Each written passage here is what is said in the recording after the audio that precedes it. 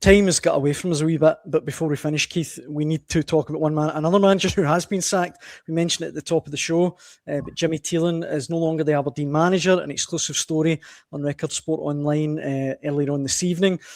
Two people in the comments who want us to talk about it. Rachel says, talk about Aberdeen manager Jimmy Thelin. I think she means getting the sack.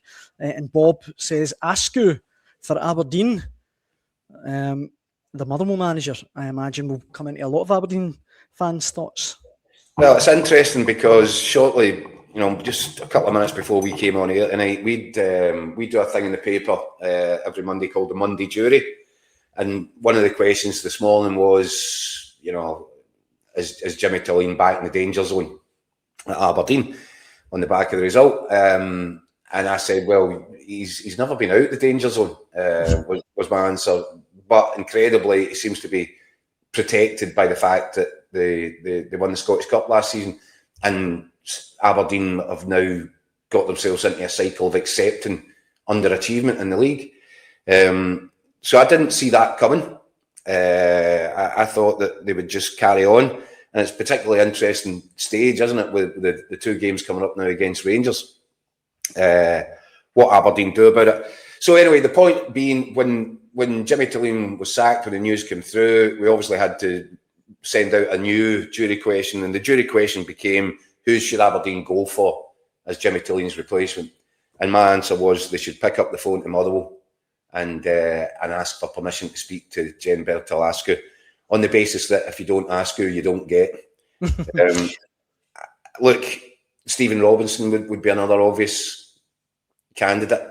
Yeah. But I just think that the impact that Askou has had in such a short space of time at Motherwell has been remarkable. Could he go in mid-season? I mean, this is you're back in the Wilfred Olmsey realms here. Can that be implemented during a season? Can it be changed that radically?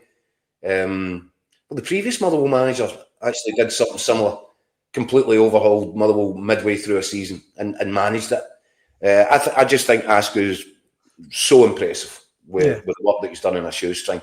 And I think if you give this guy the opportunity with a bigger budget and more quality players, I think that would be really interesting. But who am I? And that would involve Big Alan Burrows having to go back to his old club and steal a manager that's made his old club successful. So maybe he'll be trying to persuade the guys at Aberdeen that that's not the way, and just go for, like, Stephen Robinson would be a good appointment.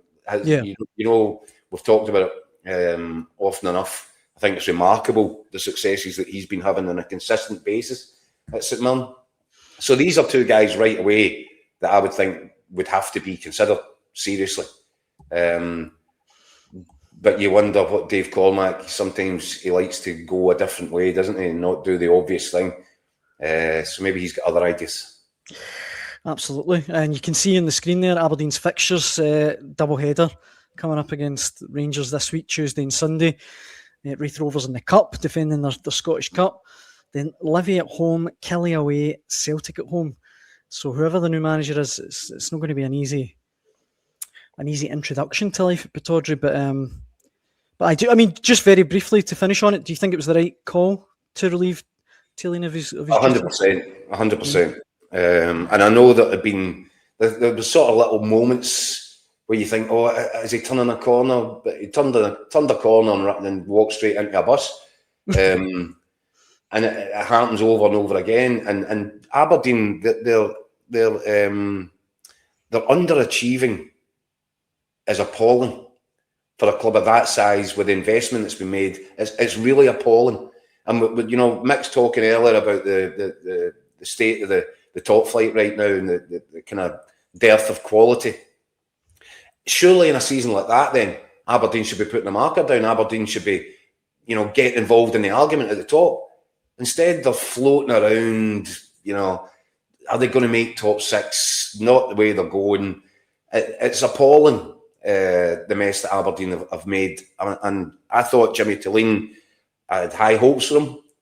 Obviously, the start that he made at Aberdeen was remarkable, but it's gone so far off the tracks. I'm stunned that Aberdeen have taken so long so much dithering to get to the point that they realise action was required. Action absolutely was required. Now, what are you going to do about it? Because if you make the right appointment, you can still have a very interesting second half of the season. Absolutely. And whatever happens, we'll be here in the Hotline Live to pour over it all and give you the latest news. The front runner.